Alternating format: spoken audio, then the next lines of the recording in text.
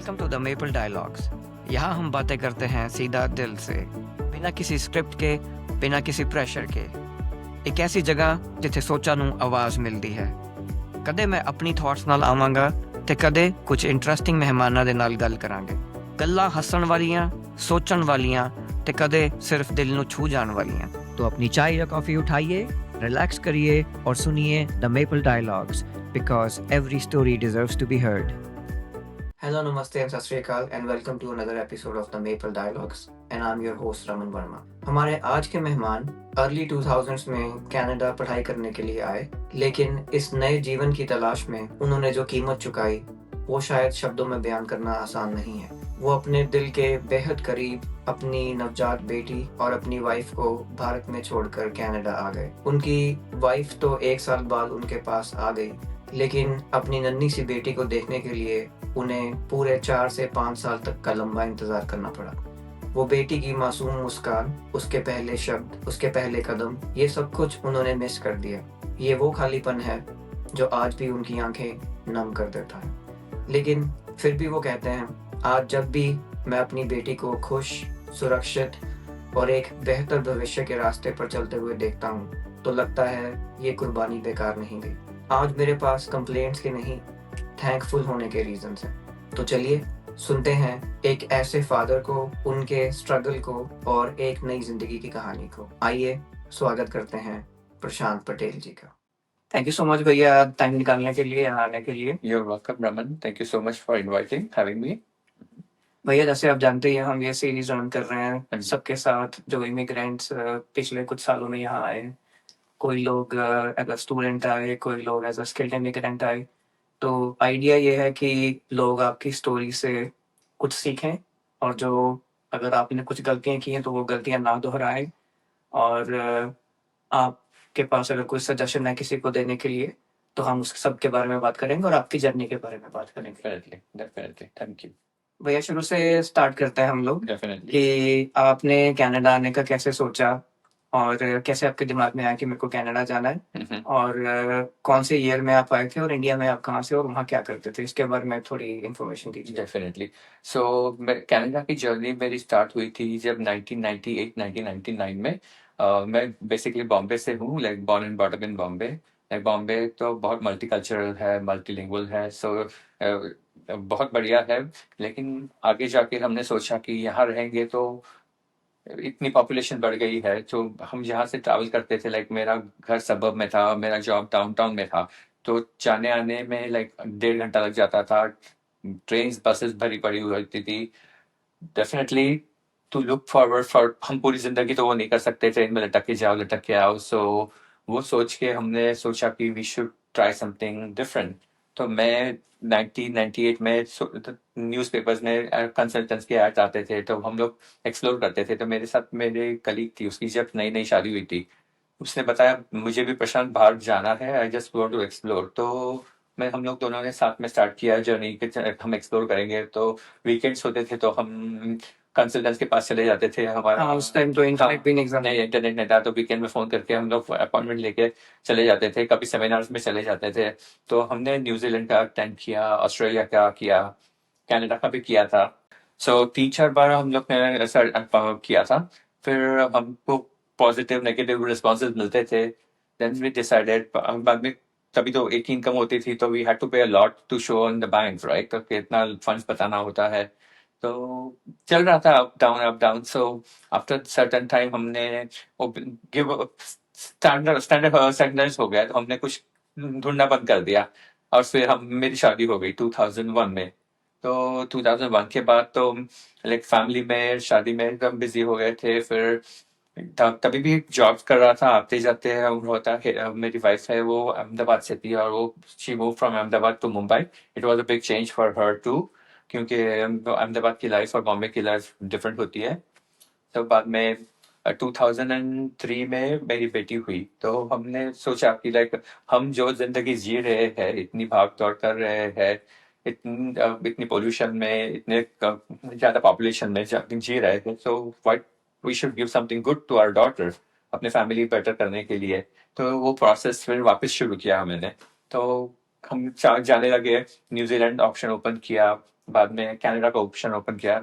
फिर मेरे वाइफ के ब्रदर्स की फैमिली कनाडा में थी, तो that was a very plus point. तो उन्होंने यहाँ के लॉयर्स को और कंसल्टेंट्स को बताया और बोला कि what is the easiest route to come to Canada. तो पीआर करने में लाइक 5-6 साल लग जाते थे, और मेरा उन्होंने फिर दूसरा ऑप्शन दिया स्टूडेंट। तो आज पहले सब स्टूडेंट पे बोलेंगे तो भी एकदम से सब छोड़ के आना पड़ता था। पीआर बोलेगा तो वी हैव टाइम, 4-5 साल है, चलो आराम से जा सकते हैं। तो ये फिर हमने सोचा स्टूडेंट में जाएंगे तो टाइम कम हो जाएगा, और इतना वहां पर जल्दी जितना जाएंगे तो ज्यादा सेटल हो जाएंगे। और फिर मैंने फिर IELTS दी वहां पर 2003 में। तभी मेरे को 6.5 कुछ बैंड आए थे, 7, हाँ 6.5 या 7 आए थे बैंड, और जितने मिनिमम रिक्वायर्ड थे उतने आ गए थे। बाद में एडमिशन्स के लिए अप्लाई किया था, तो सेनेका कॉलेज थी, सेंटिनल थी, शेरिडन थी, ये सारे कॉलेजेस में थे। एक्सेप्टेंस सब में से आ गया था। बाद में डिसाइड करना था कौन से लेना था। तो हिटल के ब्रदर्स यहाँ पे थे, तो उनको पता था Seneca is a very good college. तो सेनेका में एडमिशन ले लिया। फिर हमको जाना था, और ये कनाडा का वीजा लगवाने के लिए दिल्ली जाना पड़ता था तब तो वहाँ जाके हम लाइन में खड़े हो गए। लाइन में खड़े होके हमको, और बहुत बारिश हो गई, तो हमको तो बोला कि अच्छा, सब जाके चुप गए, और मेरा नाम अनाउंस हो गया। मैं किसी और को नहीं बुलाया, मुझे अंदर बुला लिया। तो फिर मुझे अंदर बुलाया, मैं भीगा पूरा हुआ था वहां पर। जाके वो पूछ रहा है मेरे से, क्या why you want to go to Canada, क्या कर रहे हो तुम, स्टडीज कर रहे हो, तुम्हारी कंपनी है, इतनी अच्छी कंपनी है, और कंपनी में काम कर रहे हो। तो बेसिकली सारे क्वेश्चन पूछे उसने, और फिर उसने वीजा ग्रांट कर दिया। लाइक उसने बोला कि you'll get your visa in mail, medical और सब करवाने के बाद। सो मेरा एडमिशन हो गया था सितंबर में, और मैं यहाँ आना था सितंबर 7 को। अब मैं फॉल का season, fall Which year is this now? 2003, या सितंबर 2003। Same year जब आपकी daughter daughter same year daughter born हुई थी। मेरी डॉटर 5 में बॉर्न हुई थी, और मैं आया इधर सितंबर में, सितंबर 2003। तो उसको मैंने बेसिकली 6 महीने की छोड़ के आ गया था। So yeah, that was a tough, very very tough time to छोड़ के I family can को। imagine. Yes, so that was the biggest thing, but our drawback. But हम जो कर रहे हैं अपने फैमिली के लिए कर रहे हैं, ये सोच के हमने वो डिसीजन लिया था। तो एडमिशन हो गया, सब कुछ हो गया। बाद में यहाँ आया था मैं। मेरे वाइफ के ब्रदर्स उनकी फैमिली के साथ रहते थे हम लोग। उन्होंने मुझे एयरपोर्ट से ले लिया, तो it was a good thing, because if you have somebody here before you, it makes a big difference. तो आपको पता है कि आपको ज्यादा कुछ ग्राउंड वर्क करना जरूरी नहीं है, आपका फैमिली है आपके सपोर्ट के लिए। तो like that is the big thing. वो कॉलेज के पास में थे? नहीं, मेरा कॉलेज था नॉर्थ यॉर्क में, और वो मिसिसागा में थे। So it was quite a distance travelling में और सब जगह पे। सो उन्होंने मेरे को समझा दिया था कि हाउ टू आई ट्रैवल, गो बस लेके जाना है, टीटीसी लेके जाना है, कहाँ उतरना है। फर्स्ट डे मेरे को बताने आए थे भैया उनके कॉलेज में जाने के लिए। सो या बाद में धीरे धीरे रूटीन में मुझे अपने आप आने लगा, जाने लगा। बट उन्होंने बहुत हेल्प की मेरी। लाइक स्टार्टिंग में मुझे ड्राइविंग नहीं करता था, तो सब जहाँ जाना था तो दे टू लाइक ड्राइव मी, लेने पिकअप और ड्रॉप ऑफ था। उनकी खुद की बिजी लाइफ में भी अपने को हेल्प करते थे। So that's very good family support बोल सकता हूँ। या सो वी स्टेड, उनके साथ ही रहते थे हम। बाद में फरवरी मार्च में मेरी वाइफ ने मुझे ज्वाइन किया 2004 में। अच्छा। तो उसने मेरी डॉटर को लाइक 14 मंथ्स की मेरी मम्मी के पास, मम्मी डैडी के पास छोड़ के, she joined me here to support me. So the reason for her to support me is like मैं जब स्टूडेंट था तो मैं काम नहीं कर सकता था आफ्टर कैंपस। तो कैंपस में मुझे जॉब मिली थी लाइक 20 आवर्स, तो 20 hours was not sufficient. 20 hours a week. A week, 20 hours a week. So मैं ऑन कैंपस काम करता था, off campus you can work only in summer, ऐसा कुछ था। तो वो भी 40 आवर्स जब आपका ऑफ स्कूल होते तभी। तो वो आई, उसने कहा वर्क विजिटर पे आई, फिर हमने उनका वीजा कन्वर्ट किया वर्क वीजा में। So the day she came here, उसने she has look back and continuously job कर रही है, अभी भी जॉब ही करती है। Like hard working, very very hard working है। हम तो 20 आवर्स में आपको ना सिर्फ की अपनी फीस और यहाँ अपने खुद का रहने का, खाने पीने का खर्चा निकालना था, बल्कि आपको कुछ पैसे इंडिया वापस भी भेजने थे। करेक्ट। अच्छा, तो इसलिए ऑब्वियसली वो इनफ नहीं था। नहीं था। तो इसके लिए फिर मेरी वाइफ का वीजा वर्क परमिट करवाया, और फिर यहाँ के उसने डे वन से जो जॉब शुरू की है, like hmm, she hasn't gone back कभी तो, like she is like helped in many ways, like thick and thin में she's standing with me. हम्म, तो फैमिली तो मेन होता है। कभी हम दोनों को एक ही दुख था कि हमारी बेटी हमारे पास नहीं है। हम्म। तो हम कहीं बाहर निकलते थे, जाते थे, किसी के बच्चे साथ में होते तो थोड़ा दुख लगता था कि हमारी बेटी नहीं है, हम इंडिया में है।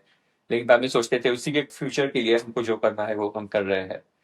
सो या सो मेरा दस थिंग वेंट ऑन, मेरा ग्रेजुएशन हो गया। ओके। तो आपको कनाडा आने से पहले आप किसी और वेस्टर्न कंट्री में कभी गए थे या इंडिया से बाहर कभी गए थे? नहीं, मैं वेस्टर्न कोई इंडिया से बाहर ही कभी गया नहीं था। तो ये फर्स्ट टाइम जब आप आए तो आप इतनी लॉन्ग फ्लाइट में लॉन्ग, सीधा यहाँ पे कनाडा आ गए। Correct correct. तो फिर जब यहाँ पहुंचे आप, तो जो आपने इमेजिन किया था कि कनाडा कैसा दिखने में होगा, राइट। या जो यहाँ फिर आपने आके देखा, उसमें आपको कोई डिफरेंस दिखा दोनों में? डिफरेंट इमेजिन किया था हम जब मैं कनाडा से बाहर इंडिया से बाहर निकला नहीं था। तो जो भी हम पिक्चर्स देखते थे लाइक वेबसाइट, इंटरनेट पे या मैगजीन्स में, और वही दिखता था। और बेसिकली फ्रेश एयर और वो सब तो यहाँ का मेन था। हम बाहर से चले, वो वाह कितना ब्यूटीफुल क्लाउड्स है, अच्छे लोग हैं। तो वो I felt very good when I came here, चलो दिस लुक्स बेटर। जो आपने इमेजिन किया था वो पिक्चर्स में या मैगजीन में था, जिसमें ज्यादातर वो सिटी दिखाते हैं, करेक्ट, टोरंटो सिटी के राइट दिखाते हैं। राइट। ज्यादातर टोरंटो सिटी दिखाते, लेकिन हम टोरंटो में नहीं रहते थे, हम रहते थे सबर्ब में रहते थे। So it was different but it was good, it was not bad. या जब यहाँ पे फिर लाइफ स्टार्ट किया आपने, तो आपको कुछ कल्चरल अडेप्टेबिलिटी में या लैंग्वेज में ऐसी कोई डिफिकल्टी आई? आपने उससे पहले कि आपने आईएलटीएस की बात भी की थी, करेक्ट। तो इवन एट दैट टाइम ये होता था, मेरे को लगता था समथिंग लाइक टोफल या ऐसे कुछ होता था उस टाइम। नहीं, शुरू से मैंने आईएलटीएस की, आईएलटीएस ही था लाइक तो एजुकेशन के लिए हमेशा से आईएलटीएस ही आईएलटीएस था। थे? एजुकेशन के लिए हमेशा आईएलटीएस था, और उनको मिनिमम रिक्वायरमेंट 6.5 या 7 पॉइंट्स होने चाहिए थे। ओके। और नॉट ओनली दैट, मैंने यहाँ की फिर आईएलटीएस दी थी बिकॉज ऑफ इमिग्रेशन के लिए। तो 2 बार देनी पड़ी थी मुझे। ओके। तो लेकिन जैसे मैं पूछ रहा था कि कल्चरल अडेप्टेशन में जब आपने लाइफ यहाँ पे स्टार्ट की, आपको कुछ ऐसी चीजें डिफरेंट लगी जो जिसको आप यूज टू नहीं थे और आपको एफर्ट करनी पड़ी वो चीजें करने के लिए, सीखने के लिए? हम जब कस्टमर सर्विस में मैंने काम नहीं किया था कभी, तो मैं ऑब्वियसली मैंने सेनेका कॉलेज में 20 आवर्स की थे। तो वहाँ पे लाइक कस्टमर सर्विस डेस्क थी। बाद में फोन, शाम को फोन पे होता था, हमारा ऑफिस होता था, we have to call the prospective students कि ये कॉलेज में आ जाओ करके। तो अच्छा। हाँ, तो वो कॉल्स होती थी और मैंने उसमें काम किया था। तो जिंदगी में मैंने कभी फोन कॉल सेंटर में काम किया था। इट वाज पहले call centre kind of structure था, और वो जो कस्टमर सर्विस। तो exploring people and talking to people, it was like a different thing. यहाँ के लोगों का बात करने का तरीका, और स्टार्टिंग में we have to like 2 minute pause करके सोचना पड़ता था कि इसने क्या बोला करके, like just to register in your mind. बाद में you give your answer, because एकदम से आंसर भी नहीं दे सकते क्योंकि कभी किसी को सामने वाले को बुरा लग गया, रूड लग गया। सो टोन ऑफ वॉइस भी होता है। कभी किसी को कोई आप अच्छे टोन में बात करता है लेकिन आपको लग रहा है वो रूड है, लेकिन वो रूड नहीं होता है, राइट। सो वो सब डिफरेंस कल्चरल में लगा मुझे, क्योंकि यहाँ के मल्टी कल्चरल लैंग्वेज में सभी लोग यहाँ पर रहते हैं। तो सबके तरीके अलग होते हैं, किसी से बात करने का, किसी का रहने का, खाने पीने का, सबका तरीका अलग होता है।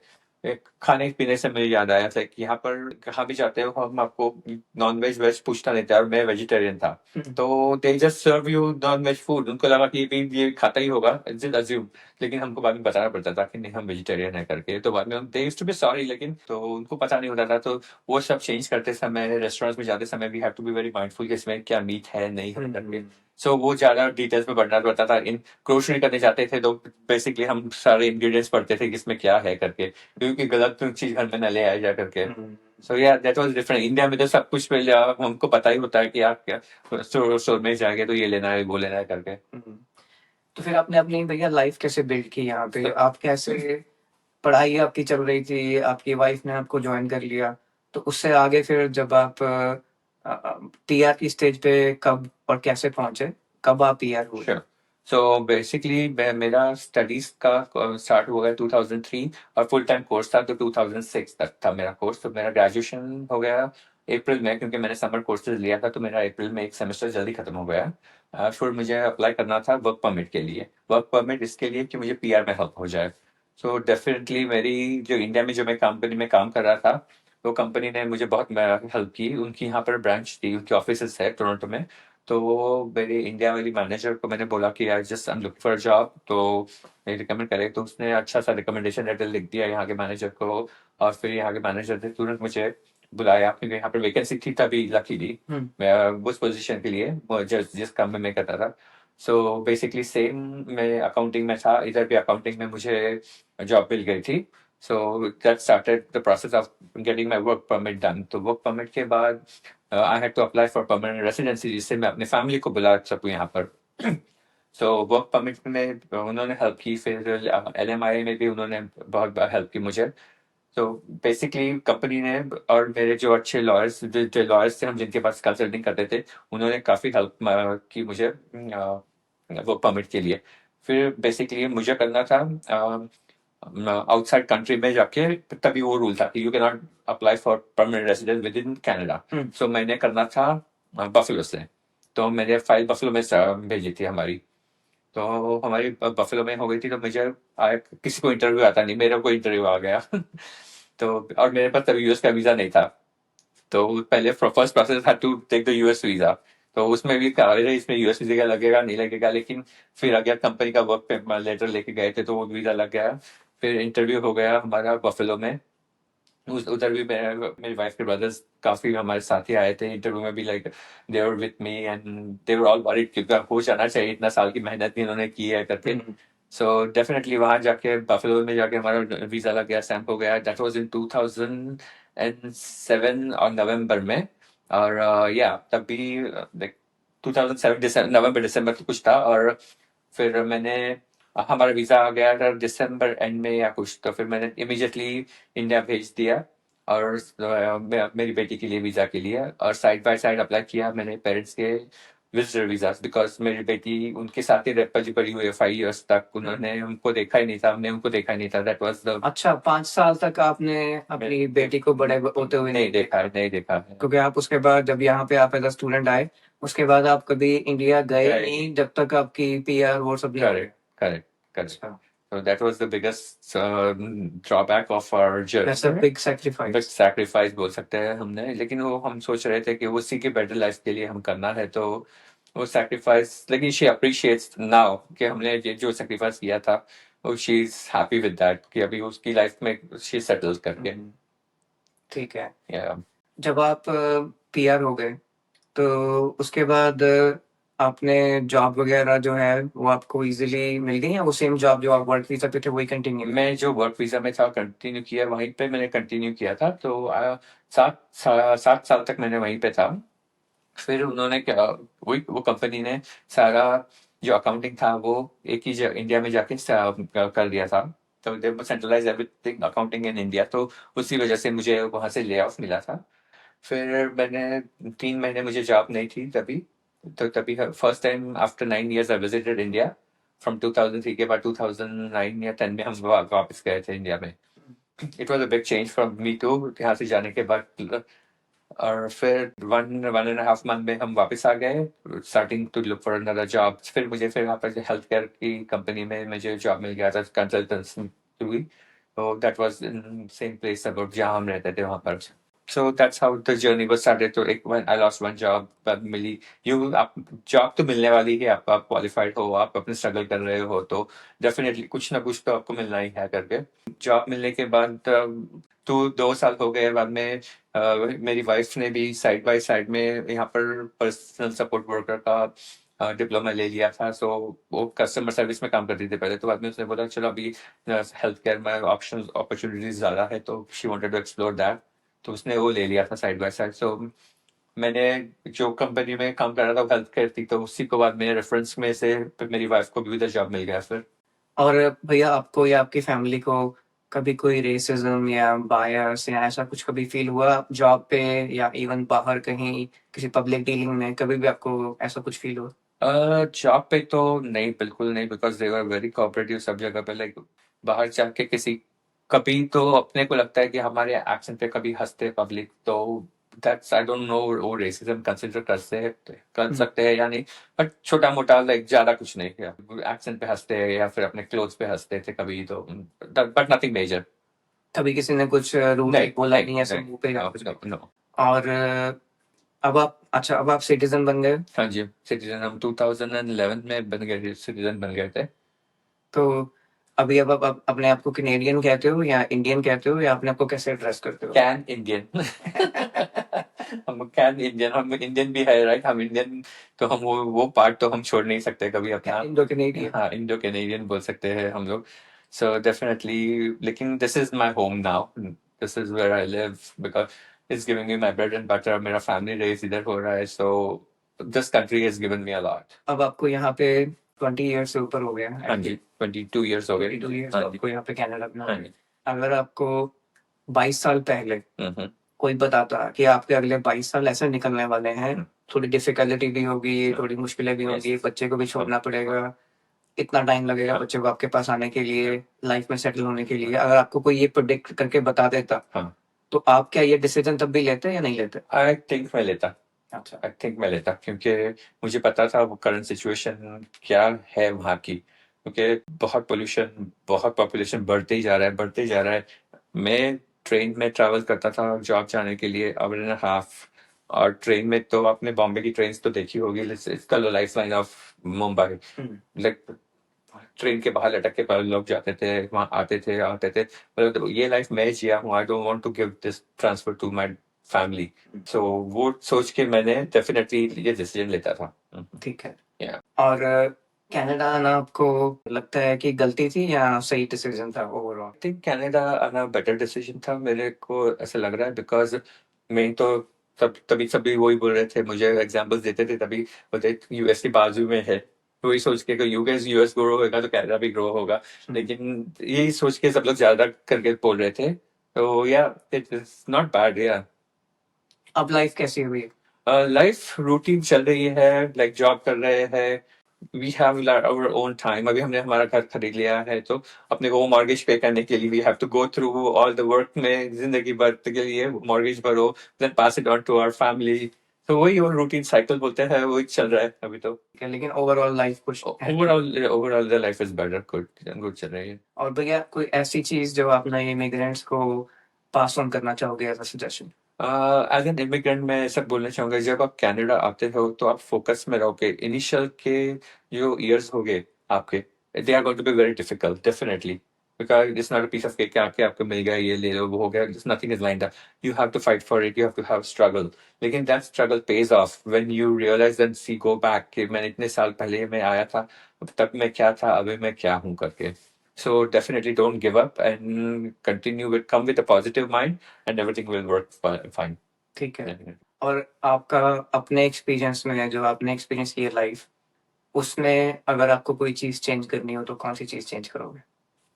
अगर चेंज करनी है तो लाइक, मैंने बहुत लोगों से सुना है नेगेटिव फीडबैक्स बहुत होते हैं, तो वो नेगेटिव बोलना कम हो जाए। मैं इंडिया में तो ऐसा था, तो वहां पर ऐसा था, don't be in a double mind, आते हो तभी एक पॉजिटिव माइंड लेके आ जाओ, वो मुझे एक चेंज करने को मिलेगा तो मैं करूंगा डेफिनेटली, क्योंकि हम हमेशा सोचते हैं कि grass is always green on the other side, right, तो मुझे सभी से वही बोलना है कि वो माइंडसेट लेके मत आ जाना, कि जो हम वहां थे और यहाँ है वो टोटली डिफरेंट है, तो वो चेंज कर सकता हूँ तो डेफिनेटली कर लेंगे। या कर बचकाने में कुछ कोई लोग आके डिसीजन ले रहे, मुझे तो आ गए थे, फिर पता कि नहीं मुझे यहाँ पसंद नहीं, मुझे वापस जाना है करके, तो आपने वो टाइम वेस्ट कर दिया। तो भैया एक हमने नया सेक्शन शुरू किया है जिसमें हम क्विक फायर 2 या 3 क्वेश्चन आपसे करेंगे, आपको जल्दी जवाब देना है, ठीक है? How would you describe your Canadian life in one word? Happiness. Paneer tikka या पुटी? पनीर टिक्का। स्नो या sun? Snow. Snow. I like snow. Yeah, you prefer I snow. Like snow. Okay. ठीक है भैया। आई थिंक हमारी डिस्कशन यहीं पे भैया पूरी होती है। Again thank you so much time निकालने के लिए, यहाँ आने के लिए, थैंक यू। बैठने के लिए, बातचीत करने के लिए, अपनी स्टोरी शेयर करने के लिए।